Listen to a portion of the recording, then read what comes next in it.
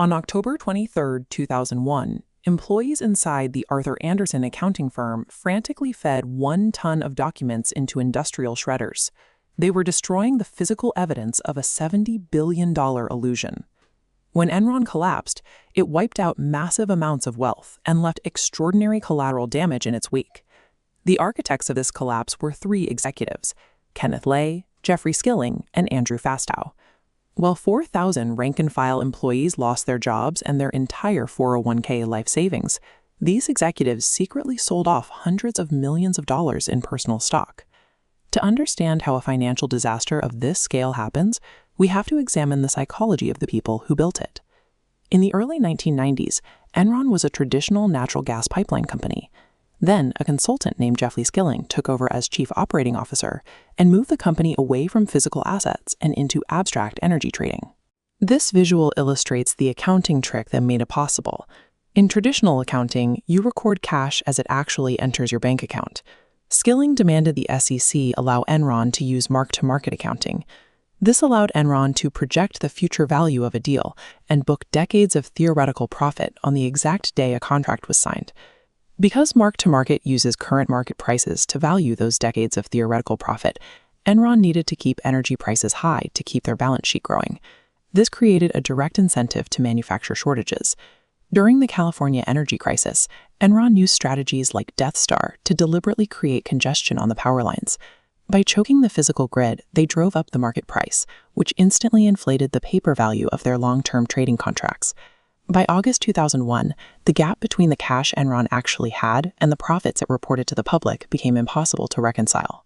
Skilling abruptly resigned in tears, leaving the CEO position entirely. Creative bookkeeping had reached its mathematical limit. The company was hemorrhaging cash, and covering that up required crossing the line into outright fraud.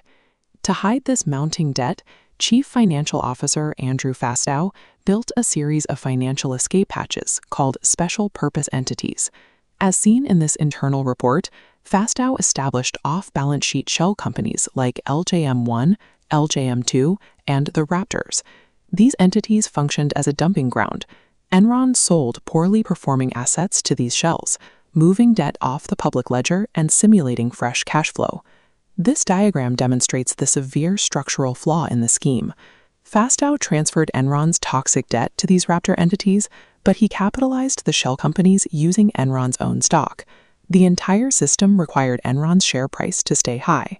When the stock inevitably began to fall in mid-2001, the Raptor entities lost their underlying value and became completely insolvent.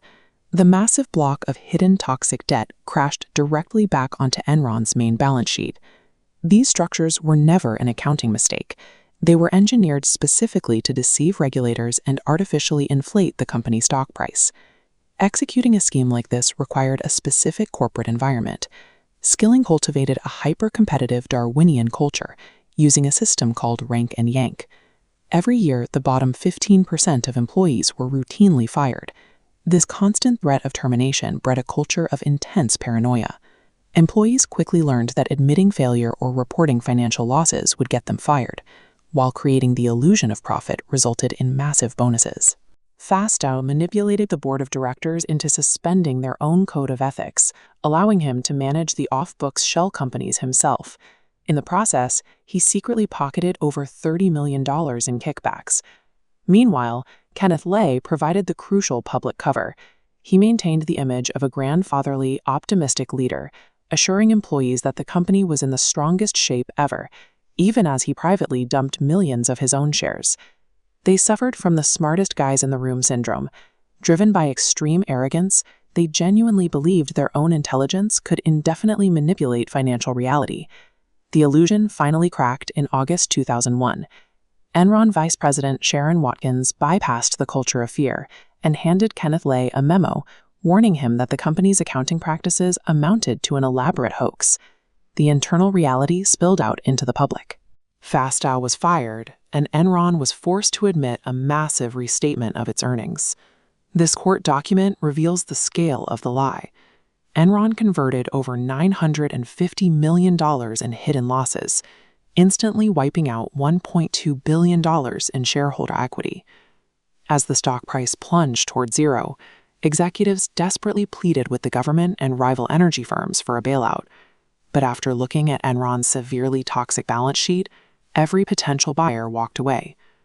Abstract financial models and aggressive corporate posturing proved completely useless once the actual cash ran out. Criminologists and financial experts still debate exactly how to classify Enron's collapse.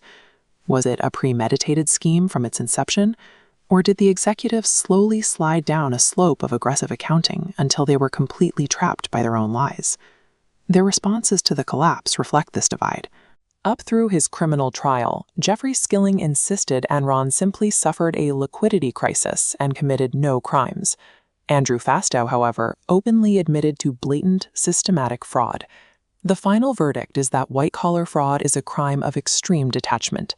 It stems from the exact psychological deficits we saw in Enron's halls, a profound lack of empathy for employees, and a grandiosity so intense the leaders believed they were above reality itself.